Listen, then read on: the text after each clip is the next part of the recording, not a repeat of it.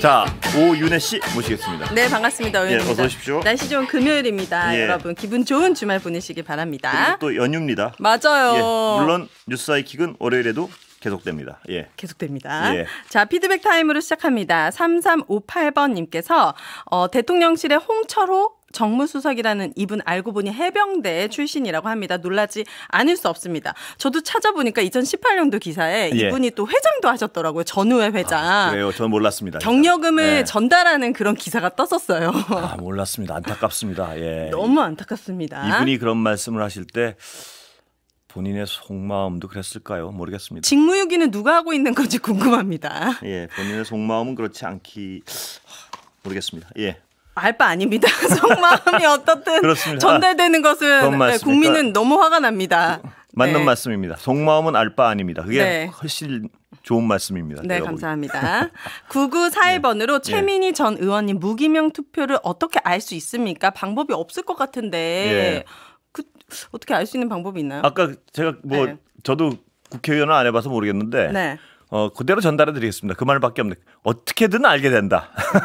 모르겠습니다. 어떻게든 어떻게 알게 되는지 모르겠습니다. 네. 예. 자, 분위기로 알겠죠, 뭐. 이렇게 그럴까요? 뭐. 네.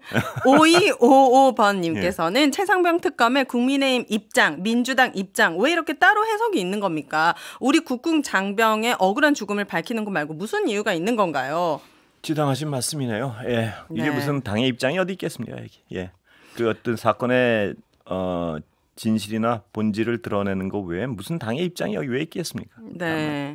진짜 여기에는 이걸 어떻게 정치적으로 이용하려는 정말 어떤 의미에서는 정치적인 이유 때문에 어떤 판단을 하는 분들이 있겠죠. 예. 네. 거기까지만 말씀드려야 될 것 같습니다. 네. 9443번님께서는 총선 끝난 지 며칠이나 됐다고 법안 통과 직후 거부권 행사 운운하는 건 입법 폭거가 아니라 대통령 폭거, 즉 독재와 다름없다고 생각합니다. 입법권을 무시하는 대통령은 총선 민의에 의해 탄핵까지도 감수해야 한다고 생각합니다. 정말 답답한 정권입니다. 예.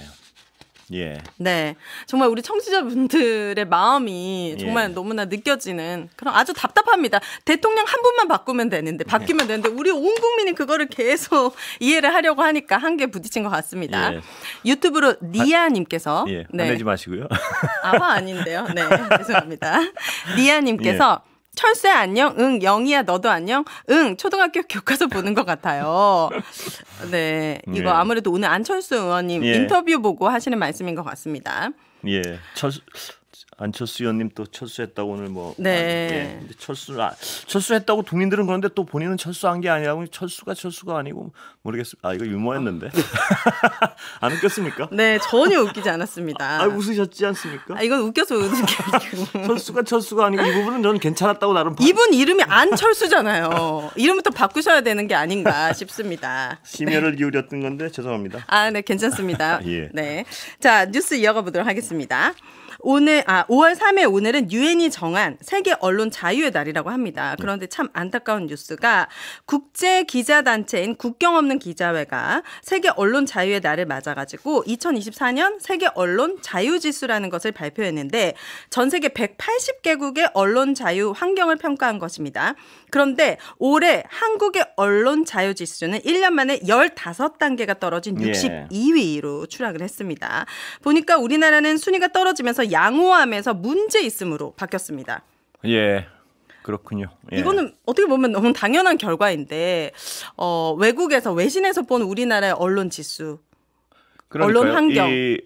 저는 뭐 겪고 있는 입장에서 제가 혹은 또 MBC라는 저희 입장이 좀 주관적으로 받아들여질까 봐 제가 말은 조심하는데 그러나 제 체감하는 어떤 거와 이 어떤 객관적인 수치는 다르진 않습니다. 네, 그럴 수밖에 없죠. 저도 여기 이제 상암 오면은 원래 KBS 앞에 있었던 근조안이 있었어요. 그분들이. 근데 이게 상암으로 싹 옮겨왔더라고요. 그래가지고 이게 뭐 하는 건가. 지금 9월부터는 서울중앙지검에 대통령 명예훼손 특별수사팀 꾸려져가지고 뉴스타파부터 해서 JTBC 경향신문 뉴스버스 리포 액트 등 언론사 사무실과 기자들을 또 압수수색하고 있잖아요. 이 명예훼손은 정말 대통령실이 오히려 앞장서가지고 이 국격이 지금 계속 경제 지표도 그렇고 언론의 자유지수도 그렇고 너무너무 안 좋은 상황으로 가고 있는 것 같아서. 대통령은 말씀하셨지 않습니까? 언론 통제할 생각이 없고 네. 방법은 알고 있지만 네, 안 하고 있다. 네, 통제할 생각이 없고 그렇게 네. 해서 뭐 그렇습니다. 네, 그게 문제라는 거죠.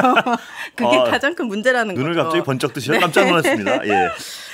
답답합니다. 예. 자, 그리고 그러니까 이게 참 오윤혜 씨도 잘 아시다시피 법정 제재를 계속 뭐 저희 MBC 같은 경우는 막 받고 있고요. 네. 거기다 날리면 사건도 기억하실 거고. 그렇죠. 예, 뭐 그리고 또 1번 사건. 네, 미세먼지 1. 뭐 관계자 징계부터. 네. 이런 사건을 보시면 청취자 여러분들께서도 왜 떨어졌나에 대한 공감이 어렵진 않으실 것 같습니다. 보니까. 예. 그럼에도 불구하고 MBC가 PD 수첩 스트레이트부터 해가지고 대통령실과 김건희 여사에 대해서 끊임없이 또 취재하고 알리려고 하는 노력하는 모습을 보면서 괜히 청취율 1위, 시청률 1위가 아닌가. 예. 자, 청취자분들이 다 답해드리고 있습니다. 더 열심히 하라는 의미로 받아주셨으면 좋겠습니다. 감사합니다. 네. 자, 그리고 제가 돈 문제에 굉장히 관심이 많습니다. 예. 아시죠? 뭐 많이 버시죠? 정말 우리 국민들은 예. 주가 조작하지 않습니다. 경력 조작 없이 그렇습니다. 성실히 땀 흘려가지고 돈을 벌고 있습니다. 예. 그중에서 의무적으로 또 세금도 얼마나 성실하게 납부하고 있습니까? 그런데 국가 예산 중에는 예비비란 게 있다고 합니다. 이 예비비가 예측 불가능한 상황이나 내년 예산 편성을 기다릴 수 없을 만큼 아주 급할 때 쓰이는 일종의 국가 비상금인데 예. 윤석열 정부의 예비비 편성 내역, 사용 조서를 한국일보가 분석을 해봤더니 가장 많이 쓰인 곳이 대통령실 용산으로 이전하면서 쓰인 비용이 650억 원. 예. 그리고 해외 순방 외교가 이제 배정된 거를 다 쓰고 여기로 예. 추가로 532억 원. 523억 원이요? 아, 여기 그렇나요? 예. 아, 여기 표에는 530이라고 써 있어 가지고. 제가 잘못 안 볼 수도 있습니다. 예. 네. 그래서 이렇게 이사비와 여행비로 어떻게 보면은 이렇게 많은 세금을 예비비로 썼는데 어떻게 보셨습니까? 그러니까 우리나라가 지금 재정 상태가 굉장히 안 좋지 않습니까? 예. 너무 안 좋죠. 뭐 나라 빚이 87조다 그렇습니다. 막 이렇게 얘기하고 있잖아요. 거기다가 또 소위 이른바 말하는 부자 감세 때문에 계속 고가는 마이너스인데. 네. 근데 외교 중요하죠. 대통령 외교가 왜 안 중요하겠습니까? 그래서 500억을 쓰건 600억을 쓰건 예를 들면 거기 어떤 성과가 있는 외교라고 평가만 된다면 그 돈이 왜 아깝겠습니까? 그런데 우리 머릿속에 남아있는 건 뭐 엑스포 유치 완전히 엉망되고 뭐 리투아니아에서 김건희 여사 그 명품 쇼핑했던 네. 그런 어떤 약간 구설들. 네. 뭐 어디 가서는 또 갔다가 참배 안 해가지고 여왕. 영국. 그러니까 제가 머릿속에 드는 건 이 성과 이런 게 기억나면 이 돈이 안 아까울 텐데. 네. 거기서 우리 이걸 얻어왔지라는 분명한 어떤 기억들이 별로 없어요. 그러니까 전부 어떤 구설이나 왜 그랬지? 뭐 예를 들어서 조문하러 가서 왜 거기 조문을 안 했지? 뭐 이런 거 가지고 완전히 뒤집히고 한 번은. 네. 한 번은 또 외교하러 갔는데 김건희 여사 명품 쇼핑 뭐 논란이 되니까 뭐였죠? 제가 지금 기억하는 게 하도 기억에 호객행위에 걸려들었다는. 어느 명품 회사에서 호객행위 합니까? 그 경호원을 뚫고 호객했다는 그 놀라운 호객행위. 네. 그것 때문에 지금 근데 이제 그런 기억들이 먼저 나다 보니까 이 자그마치 500몇 억이라는 이 예비비가 더구나 우리 재정 상태가 안 좋은 상태에서요. 네. 약간 화가 나는 거죠. 그리고 저는 용산 이전이 가장 화가 나거든요. 네.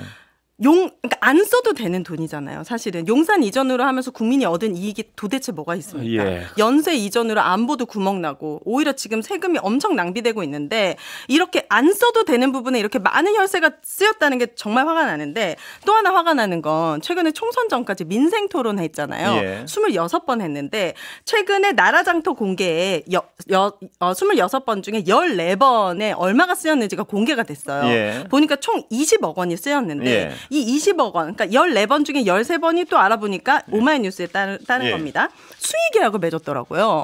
그러니까 입찰 경쟁을 하지 않고 수의 계약을 맺었는데 이 수의 계약도 이제 오마이뉴스가 취재를 해보니까 이 업체가 제대로 된 사무실도 없고 직원이 3명 있는데 2억 넘게 수주를 받고 또 이제 다른 업체에 간판을 걸고 직원이 1명 있는 곳에서는 3억 6,200만 원 정도의 수의를 받고 그러니까 제대로 쓰여가지고 수의 계약을 했을 경우에는 대표적이고 투명하고 잘한 데를 했어도 지금 시원찮을판에 이렇게 말도 안 되는 회사들에게 국민들의 세금이 수의 계약이 됐다는 게 이 국민들의 피 같은 세금을 왜 이렇게 오남용해도 되는 건지 묻고 싶습니다. 근데 정말 왜 이렇게 말이 나오는 어떤 게 자꾸 많은지 모르겠어요. 이게 거기 저도 그 기사를 언뜻 봤는데 뭐 네. 가보니까 뭐 그 사장의 집이더라 뭐 이런. 네, 맞아. 아파트 단지에 있더라. 근데 왜 대통령실에서 한 건지 어디서 한 건지 모르겠지만요. 수의 계약을.